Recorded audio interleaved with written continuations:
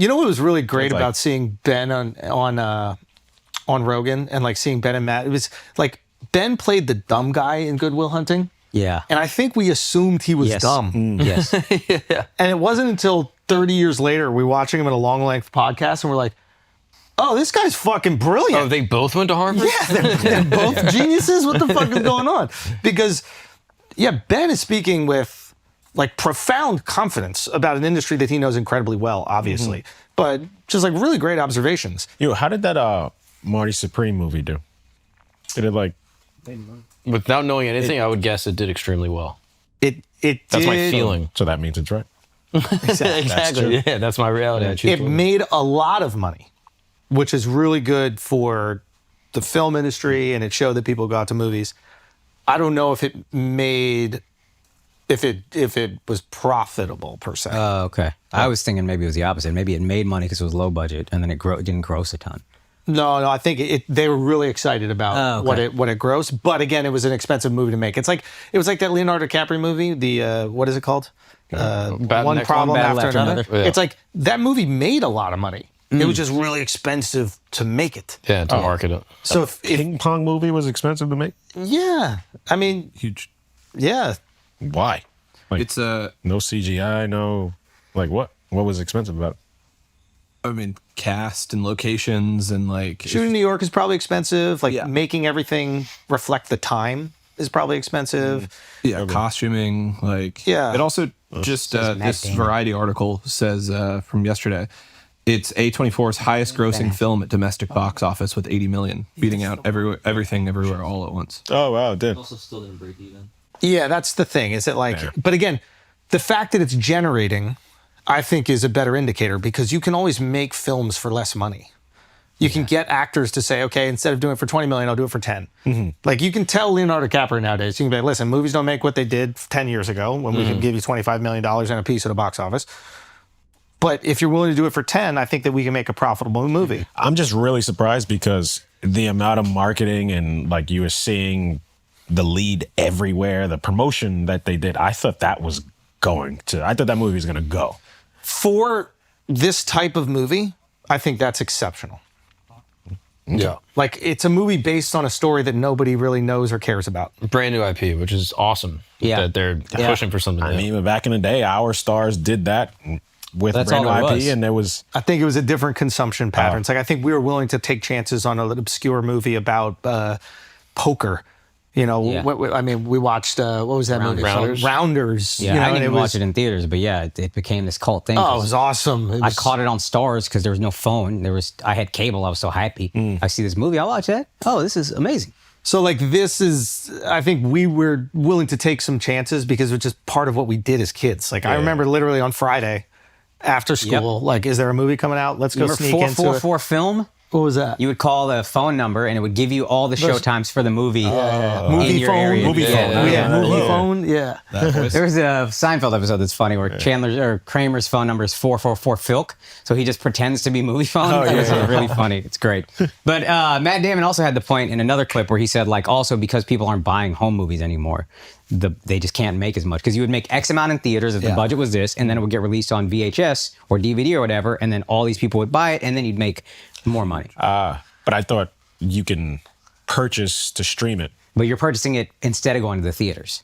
You can rent it for $2.99, but you're not. Most people don't buy it. Like for remember when $10. people had DVD collections? Yeah. Do you remember Yeah. that? Like Remember Blu-ray? People being like, Blu-ray. yo, I'm going to get every Blu-ray. Yeah, Crazy. Yeah. There was a war. I thought HD, that shit- DVD. I I versus always Blu-ray. thought it was so dumb. I was like, I can't How tell the many quality times are you going to difference. want to watch the same movie? All right, here, huge play. now. This is interesting. Play this clip about the reiterating the plot 3 or 4 times. The standard way to make an action movie that we learned was usually have like 3 set pieces. They kind of ramp up, and the big one with all the explosions, and you spend most of your money on that one in the 3rd act. That's your kind of finale. And now they're like, can we get a big one in the first 5 minutes? We want people to stay tuned in. And it wouldn't be terrible if you reiterated the plot 3 or 4 times in the dialogue because people are on their phones while they're watching. You know what I mean? So here's the thing. And then there was another conversation about when people are watching it on your phone or you're watching it on an iPad, it doesn't lend itself to the cinematography that, what was that movie Leo did in like Narwhal Land? Oh, Inception. Revenant. Oh. You know, like these beautiful landscapes, and you're taking all this time, you're shooting Yeah. a magic hour, like, and I think it was Matt making a point where it's like, if people aren't consuming them on devices where you can appreciate that type of cinematography, it becomes less valuable. So then maybe they're shooting things a little bit more flat or something. I don't know. But this is interesting. It's like, what are you supposed to do? If you know people are looking at their phones while you're watching the movie at home, Yeah. are you supposed to be like, well, fuck them. If they don't watch it, they don't watch it? Or do you do things that accommodate this new form of viewing? Vertical drama. Yeah. No, I mean, I've seen that, but like, I That guess shit is the gonna be artist the in you next goes, wave. I'm going to make it no matter what. I'm going to make it how I want to make it no matter what, 100%. And then there's also a part of you, the artist part, that goes, I want people to see my art. Not in terms of like for making money off of it, but because like I poured my heart into something and I want them to watch it. If they hate it, they hate it. If they love it, they love it. But like, you know, you don't have to share your art. If you choose to share it, you know, you want people to be able to consume it. Yeah, I wonder if it's different types of audiences you're trying to hit, I guess. You know, like maybe there's certain projects you're like, okay, this is going to be for mass consumption. I'm going to hit as many people. It's going to be 2-screen viewing. I'm going to have an explosion in the first 5.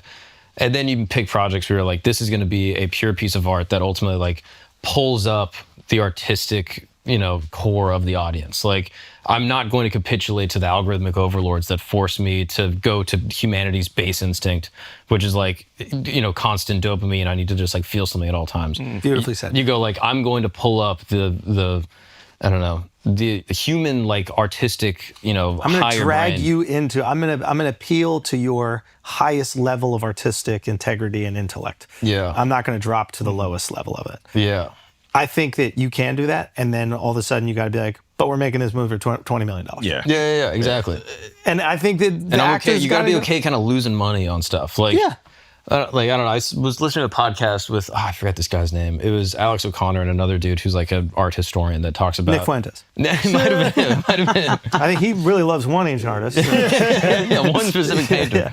It was just about like architecture. Like, what is architecture supposed to do? You walk around a city and like you see a beautiful building, and like it inspires you to like think about the divine or think about like literature or like whatever. Like back in the day, like they would lose money on these public works projects to make something beautiful. Exactly. Yeah, this guy, the cultural tutor.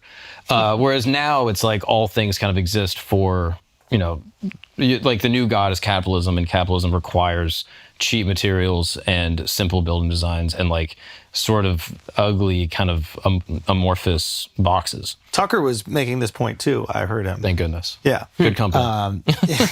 But no, something about like putting time and effort into these government buildings created a relationship between the government. And I don't know if I could be butchering this, but like there's a relationship between the people and the government, that these places were not there to oppress them, right? That these were like beautiful things, beautiful institutions that they could be proud of. I don't know if that's how you get the greatest relationship between government and people, but when you do look at the old buildings in New York City, you know, like even in this neighborhood, there's a couple, I don't want to expose where we are, but there's that like beautiful old, I don't know if it's a government building or like an old bank or something like that.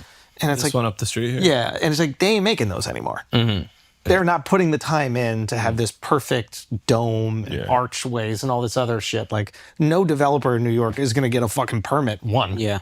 to do that, and to take the time and lose the money to do it. So then you just build a studio. Yeah.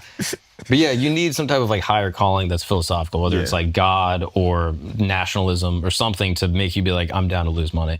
And ultimately, like you hope that art pulls people up to like their higher self, where like they can appreciate something beautiful. That's probably the idea with like the public park, right? Yeah. It's like Central Park is probably the most valuable real estate on the planet. Yeah. Like the park itself. Yeah. And they could easily siphon little bits off and sell them to developers and make fucking high rises and all that stuff. But they made a commitment for whatever reason that we're not going to do that. And it's important to have this space.